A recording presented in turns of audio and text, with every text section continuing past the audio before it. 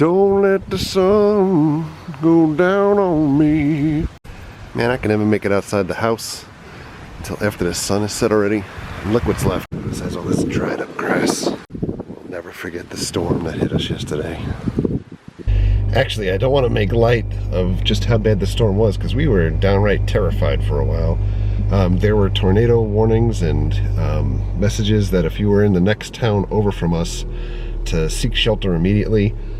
So that was petrifying, considering that they had tornado kind of sirens going off all over Central Florida, etc. But once again, lucked out. Kind of feels like we're back with the hurricanes, but no rain yet. But the severe storms are starting now and due to happen until about 11 o'clock at night. I don't care if we lose power, I just want to keep the house.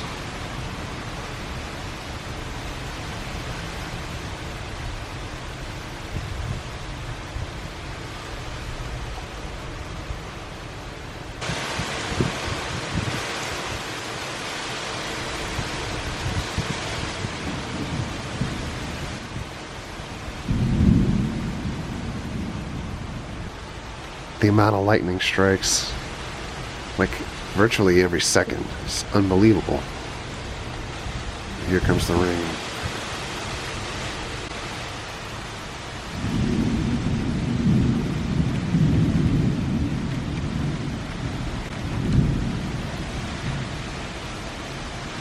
This is basically what's happening on the phone right now. With this particular rotating thunderstorm that's headed off towards the 417. And then back towards Lake Jess and Oviedo here in a very short... About 15 minutes later, and here we go. Sirens going off before for tornadoes.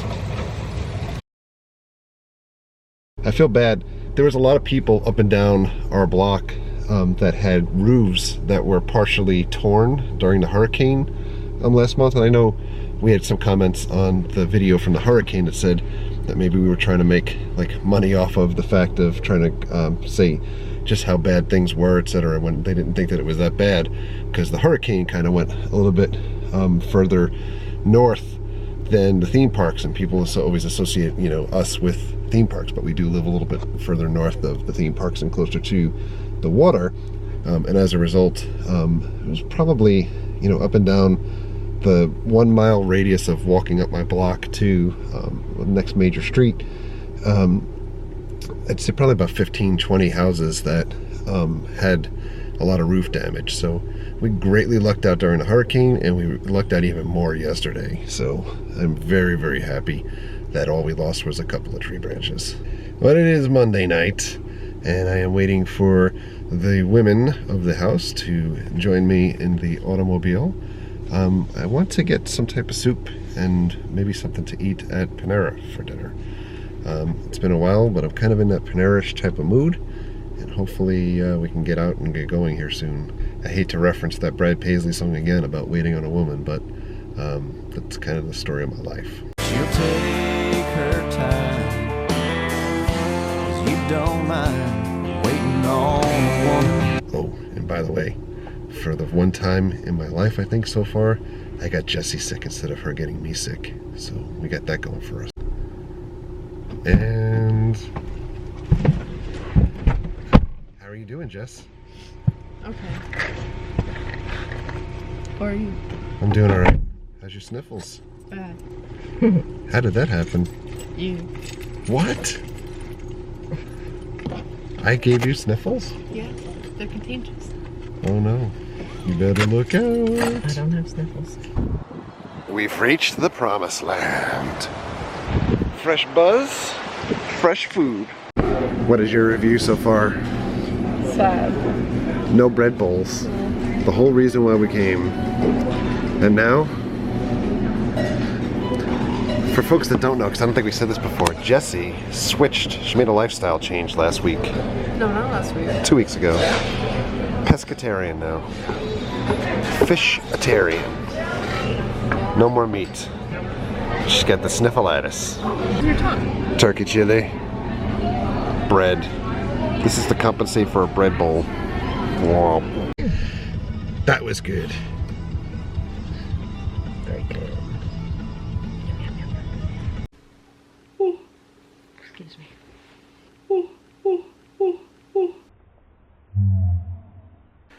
Two things. One, I forgot to mention when we did the video of everything that we have coming up. This weekend is the Harry Potter celebration at Universal, and we will be there. And a bunch of folks asked that in the comments and shot us notes on Twitter and stuff. I will be there Friday, I believe, during the day, and we'll be back on Sunday with Mary, with me, I think, and Jessie will be there with her friends. Mm-hmm. So at least Sunday we'll be there. Maybe not all together in the same spot in the same time, but we'll be there. We'll be there. But one place that we will all be together is something that's going on sale tomorrow for fan club members. And it's been a big sticking point in my now 20-year relationship with Mary, Yes. in that there is a specific band that I have seen many, many, many times over the course of my life. One of my favorite bands. And Mary has seen zero times. And I've had opportunities to go, but we've tickets go not on been able to get there. Tickets go on sale tomorrow for... Iron Maiden. Iron Maiden is touring again. I think we may have said this in the video that we shot at Nico McBrain's Rock and Roll Ribs. Eddie's tail going over. He's like... And the link to that video is either here or here, however it comes out. Mm-hmm. But Iron Maiden toured Book of Souls record last year in February rather. And we had bought very expensive tickets for that show. But I ended up having to travel for work, so we lost the tickets and the money and everything. I was actually going to take Jessie down to South Florida by myself and decided not to. Yeah, you can't do that, because the one thing that Iron Maiden does to ensure against scalping, and I'm sure that there's still some folks that are able to scalp, like promoters and stuff like that get the tickets ahead of time and can sell. Iron Maiden does paperless ticketing, which basically means you buy a ticket through Ticketmaster with your credit card. You need that credit card to get in the door at the arena With an ID. in America. So you basically need your driver's license and you need your credit card, and they swipe your card in order for you to get into the arena. You don't get a paper ticket. You can't sell your tickets if you can't go, and you don't get a refund. So that's what happened to us last year when I had to travel that week. Which was a expensive cluster bomb last year. But the pre-sale is tomorrow. This time around, Iron Maiden, I think they're doing, is it like 12 dates in America? It's from June 2nd to July 31st. Yeah. So it's 2 months and like every other... No, it's not It's 12 almost days. like every other day or something. Yeah, it's They're a bunch. I would imagine that this will be one of their final large tours, considering Bruce Dickinson's health and their age. But the good thing about living in Florida is Eddie's tail again. That's not the good thing. The good thing about living here is, and we pointed this out when we went there, is that Nico McBrain lives in Florida and has his restaurant down in South Florida. And as a result, for people that don't know and don't follow along with Iron Maiden or heavy metal and all that good stuff, Bruce Dickinson is a licensed pilot, and he flies Eddie 1, Air Force Eddie. I don't know. Yeah, he flies the plane. He flies the plane wherever they go. He actually has a commercial pilot license also. So he flies the plane, and half of the plane is set for band and crew, and the other half of the plane is packed with equipment. And there's a great documentary out there, I believe it's called Flight 66, which documents them being able to travel from city to city. It cuts down on travel costs, etc. But when the band flies over across the pond, they are able to pick up Nico in Florida, which tends to be Iron Maiden's first date on their tours now, because they have to pick him up. So we get the benefit of him living here and getting the shows. The only So, thing this time, it's not the first date, it's like the 4th yeah, so or 5th. they are playing up in Charlotte 2 days before that, contemplating road trip up to Charlotte. But right now, at least, we will definitely be at the Tampa show, which is June 11th. Yes. So Mary will get her Iron Maiden on. She's looking at the set list from the first leg of the tour and already kind of dreading that they play a lot of new stuff. I'd rather the old stuff, but Yeah. If we go back in time, for me, I mean, I started seeing Iron Maiden when I was a little kid in like 8th grade. They played with Twisted Sister on the Power Slave tour. God, this tale. But I've seen them in so many different venues over time. we met them. Well, I didn't meet them. My brother met them at the record store in Brooklyn, way back when. 86th Street. Yeah, I he can't got remember them. the name of the record store though. The little record store. Huh? A little record store. Oh. He got them to sign a 45. Yes, a 45. Yeah. Come on, Eddie. And the Charlotte the Harlot, it was hanging up on his wall the whole, my whole life that Yeah. I was living at home. So Charlotte the Harlot is actually, for folks again that don't know, or really we can bore everybody to death, they Iron Maiden had played at L'Amour's in Brooklyn a couple of times. I saw them under Yeah. their pseudonym I wanted to go. called Charlotte the Harlot.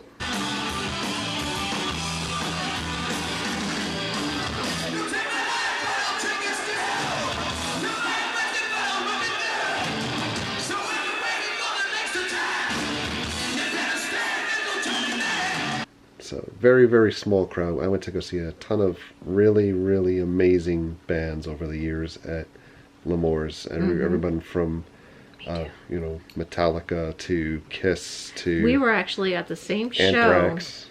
but we didn't know it. Yeah, that was at Firehouse. Later in Later in Lamar's the career, Lamar's career. when Iron Maiden played at Charlotte the Harlot, there was an amazing club, but this will be Mary's first time and Jesse's first time. Yes, so we can experience it together. Yes. Yay!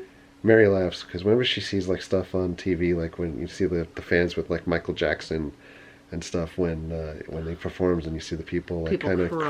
crying. I'm like, come But on.